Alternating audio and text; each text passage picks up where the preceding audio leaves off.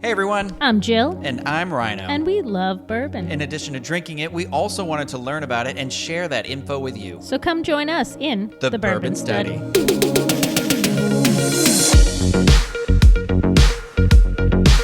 Hello everybody! Welcome back to the Bourbon Study. Jill, I feel like I just saw you somewhere that wasn't the Bourbon Study. Where did I just see you? Surprise!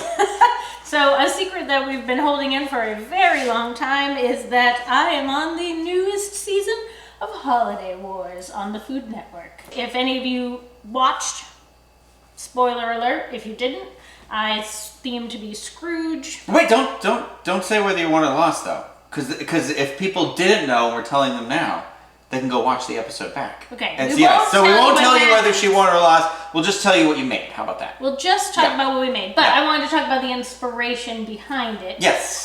So each episode, as you know, of these cake competition shows are all themed around, like, here's the task, here's the flavor challenge, all that stuff. So this week was the ghosts of Christmas, like past, present, future. Scrooge, not McDuck. So Ebenezer Scrooge and his interaction with those ghosts, and each team had a ghost that they had to pick at random, and our ghost was Christmas future. Ooh. Yeah, so very like mystical, smoky, all that stuff. Won't spoil for anyone who hasn't seen it yet, but we did a twist on the ghost where he's not exactly all the fire and brimstone as he usually is, but he does have some fire and brimstone in his soul. So we're using the campfire. Yeah, well, we're making a drink inspired by that. Inspired by if you that haven't picked ghost. up on it yet, yeah. Inspired by that ghost and inspired by the cake recipe that I created for that episode. So this sort of is the drink version of that.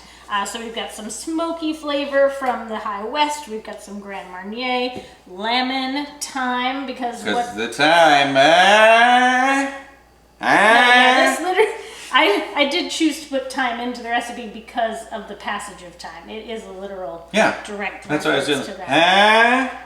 You were doing a stevia. There's no time like the saffron. They don't have a saying like that. That's because saffron's garbage.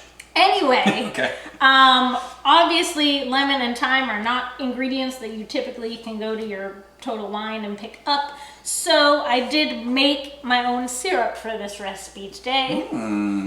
Here's our little jar of syrup. Now, here's an interesting thing, which I did not know prior to this competition, but I have since learned in a skill that I had to learn to be able to execute things properly. You know, syrups, we talk about syrups all the time on this show, right? Every type of flavor. Simple syrups, the Monans, the simple syrups, all these things.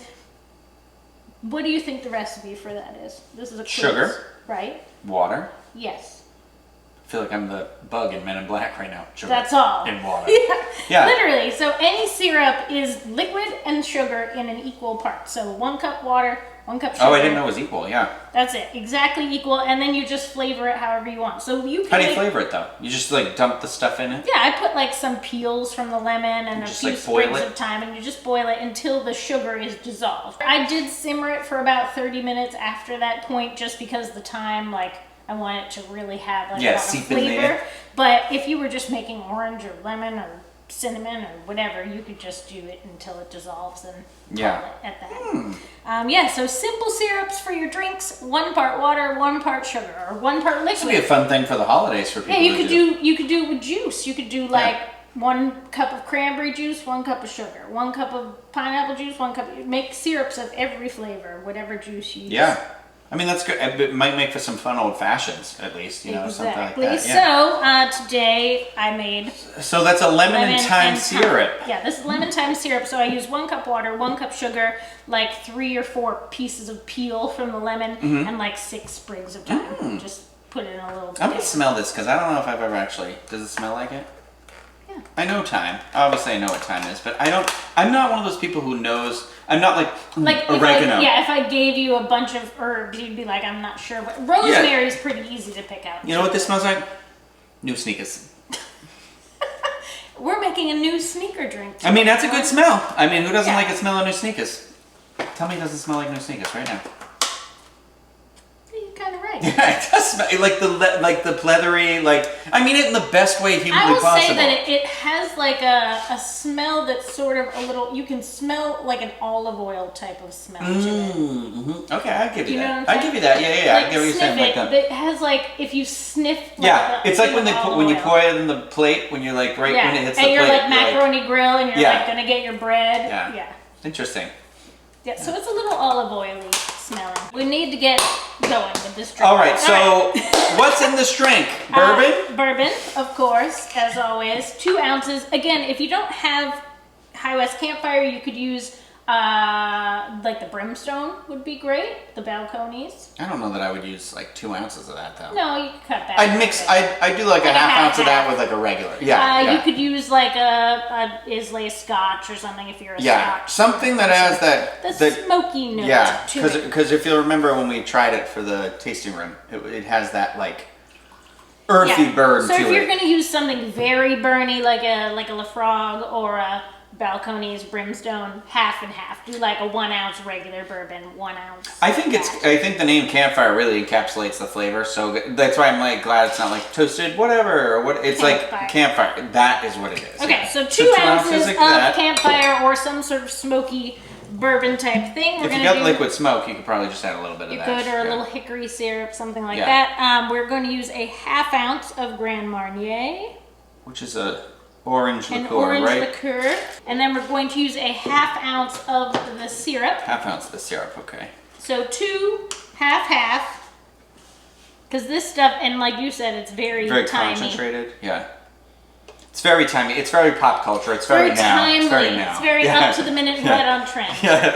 And then fresh lemon juice. I'm using a quarter lemon, so about a half ounce, 3/4 of an ounce of fresh squeezed.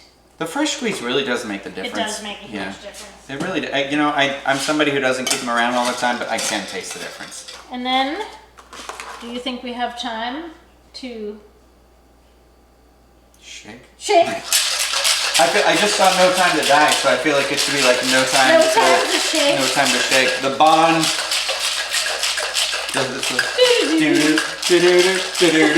Snap. Oh, I thought you were just doing Pink Panther. And then I'm cutting a little wheel of orange. Little wheel. That's not orange. Of lemon. A little wheel. A little wheel of lemon. lemon. Why am I cutting it in what way? What way are you What way are you cutting the thyme in what way? And then in the thyme. One little sprig of thyme. This Thyme. is just for the garnish. And then I stick it like a wheel. Through so are the sands in the hourglass. So and then, is this of course, booze in our cup. We always love a coupe. Who doesn't love coupes? An interesting thing to note about this drink, if you're like a gin drinker or an herbal spirits drinker, this is going to be your jam because it's got those notes that bourbon drinks don't typically have. I'm very much looking forward to trying the syrup with gin because I have a rabbit hole gin that I would love to use in this because that's a bespoke gin that was finished inside of the Boxer Grail rabbit hole bourbon barrel. So I'm like, ooh, that might be a nice like fun in between. But exactly. So here we go. No time like the present. Or the future because of the ghost. Oh yeah, shoot. We're not really learning our lesson here. This is a nice, like, before dinner drink.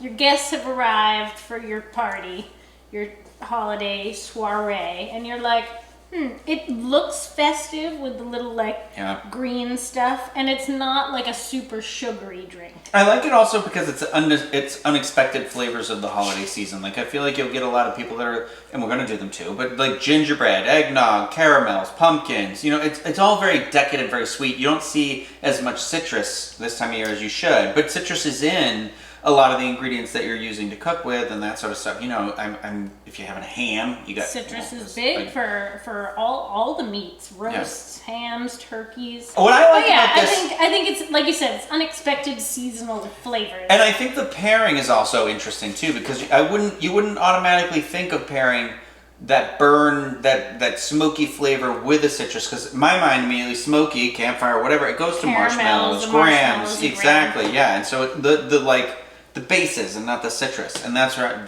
I'm like, it's weird how it works. It's like you can still separate all the flavors, but they somehow are dancing around each other. Dancing around each other. Dancing bears, painted wings.